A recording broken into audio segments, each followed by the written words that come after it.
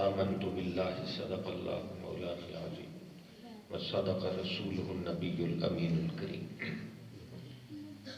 الصلاة والسلام علیکہ یا سیدی یا رسول اللہ وعلا آلکہ واصحابکہ یا سیدی یا حبیب اللہ الصلاة والسلام علیکہ یا امام الاولین والآخرین وعلا آلکہ واصحابکہ یا سیدی یا قائد الغرر المحجل معزز محتشم حضور قبلہ پیر طریقت سید غلام شبیر شاہ دامت برکاتہم القدسیہ استاد العلماء جناب حضرت علامہ مولانا مفتی محمد عثمان غنی صاحب، دامت برکاتہم القدسیہ حضرت علامہ مولانا حافظ محمد احمد یار صاحب سیالوی زیدہ شرفہ، استاد الحفاظ جناب محترم جناب قبلہ حافظ محمد رمضان نقشبندی صاحب، اور بالخصوص ہمارے محترم بھائی جناب الحاج محمد عبداللہ صاحب جو ان کے بھائی ہیں، وہ بھی ہمارے درمیان موجود ہیں، اور تمام عشاقان رسول ہمارے درمیان موجود ہیں۔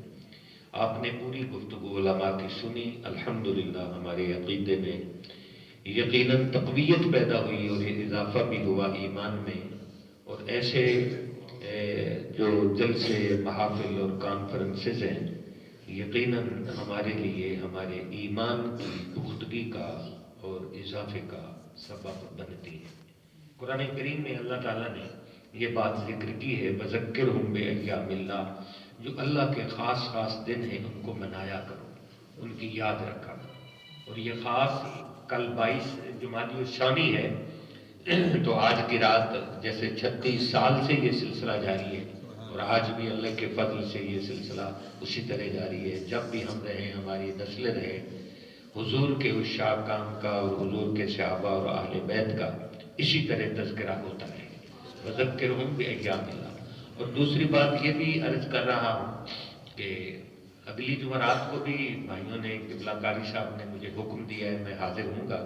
اب میں مزید گفتگو آپ کے ساتھ نہیں کروں گا، ایک بات عقیدے کی عرض کر کے میں ایک آپ کو اعلان کروں گا، اور پھر انشاءاللہ اگلی جمعرات کو ہم گفتگو کریں گے۔ دوستان محترم، عقیدے کی بات یہ ہے کہ ہم سب اپنے عقیدے کو قرآن سے لیتے ہیں یا صحیح حدیث سے لیتے ہیں۔ آگے جو 2 درجے ہیں ہمارے اسلام کے، جو اجماع امت اور قیاس، یہ جو 2 درجے ہیں ان سے ہم تائید لیتے ہیں، دلیل نہیں لیتے۔ ہم اپنے عقیدے کی ہر بات کی دلیل قرآن سے لیتے ہیں یا حضور کے صحیح فرمان سے لیتے ہیں، یہ بات اپنے ذہن میں رکھیے۔ اب حضور کے صحابہ کے بارے میں آج کل جو افراتفری ہمارے ذہنوں میں ڈال دی گئی ہے، اور یہ سوشل میڈیا نے جو ایک ایسا بگاڑ پیدا کر دیا ہے ہمارے صحابہ کے بارے میں عقیدے کے حوالہ سے، اس سے ہمیں قرآن سے رہنمائی ہوتی ہے۔ قرآن کیا کہتا ہے؟ قرآن نے فرمایا ہے کہ اولئک کتب فی قلوبہم الایمان، یہ قلوب قلب کی جمع ہے، اور ہم یہ اس کا جو مضاف ہے، اور ہم ضمیر کا مرجع حضور کے سارے صحابہ ہیں، سبحان اور اللہ، یہ جمع کا صیغہ ہے۔ سبحان اللہ، ماشاءاللہ آج تو علماء ہیں، ان کے درمیان گفتگو کرنا تو بڑی خوبصورت بات ہوتی ہے کہ یہ قرآن کے ماشاءاللہ مفاہیم کو، معانی کو، اسرار کو، رموز کو بڑے ہی اعلیٰ درجے سے سمجھتے ہوتے ہیں۔ اور آپ کو بھی یقیناً علماء کی صحبت میں بیٹھنے کا بہت سارا موقع ملا ہے، آپ بھی جانتے اور پوچھتے ہیں۔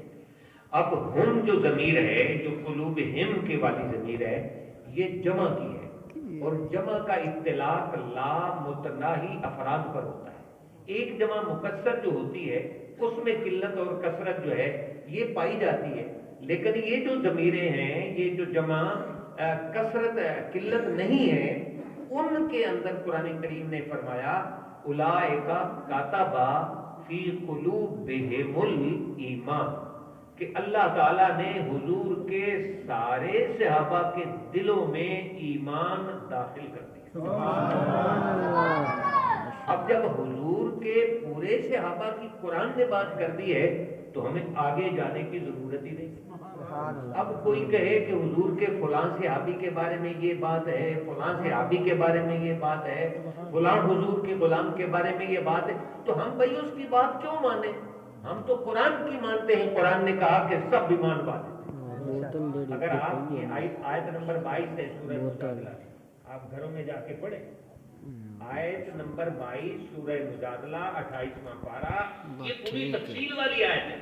اس تفصیل میں، اس آیت میں اللہ تعالیٰ نے اپنے محبوب کے صحابہ کی جو عظمتیں اور شانیں بیان کی ہیں، اور آگے یہ بھی ذکر کیا ہے وَأَيَّدَهُمْ بِرُوحٍ مِّنْهُ، اپنی بارگاہ سے سارے صحابہ کی ایک خاص روح بھیج کر مدد بھی کی ہے۔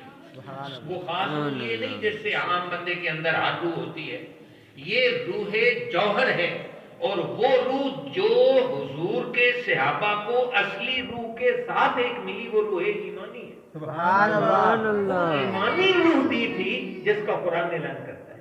اب اگلے لفظوں میں فرمایا وَيُدْخِلُهُمُ الْجَنَّةَ، اللہ تعالیٰ اپنے محبوب کے سارے صحابہ کو جنت دے گا۔ آگے فرمایا رضی اللہ عنہم ورضوا عنہ اولئک حزب اللہ، فرمایا کہ اللہ حضور کے سارے صحابہ سے راضی، اور حضور کے سارے صحابہ اپنے رب سے راضی، اور یہی تو اللہ کا گروہ ہے۔ اب اللہ کے گروہ سے حضور کے صحابہ کو کون نکالے؟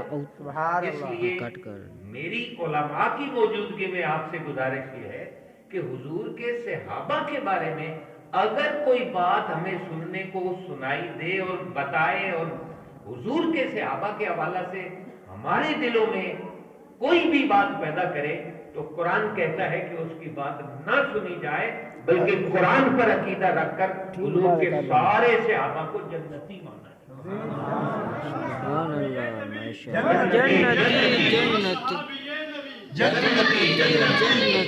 اگر حضور کے صحابہ میں کوئی ہمیں کسی روایت سے تھوڑا سا نزاع نظر آئے یا سنائی دے تو اجتہادی بات ہے، اس میں کیا مسئلہ ہے؟ اجتہادی اختلاف کے بارے میں اہل سنت و جماعت کا عقیدہ یہ ہے کہ وہ خطا نہیں، اس لیے قرآن نے ہمیں بتا دیا ہے کہ حضور کے سارے صحابہ ہی جنتی ہیں۔ اپنی بات کیا ہے تو انشاءاللہ اگلے جمعے میں ہم اگلی جمعرات کو تھوڑی سی گفتگو کریں گے حضور کے صحابہ اور بالخصوص تاجدار صداقت رضی اللہ تعالیٰ عنہ کے حوالے سے۔ آج تو ویسے بڑی ماشاءاللہ جی یہ عبداللہ صاحب بڑی محبت فرماتے ہیں ماشاءاللہ، اللہ تعالیٰ ان کو سلامت رکھے، ہمارے پرانے بھائی ہیں، ساتھی ہیں، اللہ تعالیٰ ان کی محبتوں کو سلامت رکھے۔ جس آستانے سے جناب قبلہ حاجی صاحب کا، قبلہ حافظ صاحب کا جو نسبت ہے، جو تعلق ہے، یقیناً وہ تو ہمارے پورے پاکستان پر ان کا احسان ہے۔ اللہ تعالیٰ ان کے روحانی فیوز و برکات ہم سب کو عطا فرمائے۔ آمین آمین۔ دوستان محترم، آخری بات یہ ہے کہ حضور کا صحابی بنتا کیسے؟ حضور کے صحابی کی تعریف تو آپ جانتے ہی ہیں کہ ہر وہ جس نے ایمان کی حالت میں حضور کی زیارت کی ہو اور ایمان ہی کی حالت میں دنیا سے گیا ہو، وہ صحابی ہے۔ لیکن صحابی بنتا کیسے ہے؟ عمل سے نہیں بنتا، حضور کی صرف ایمان کی حالت میں زیارت سے بنتا ہے۔ عمل پہ بات ہی کیسی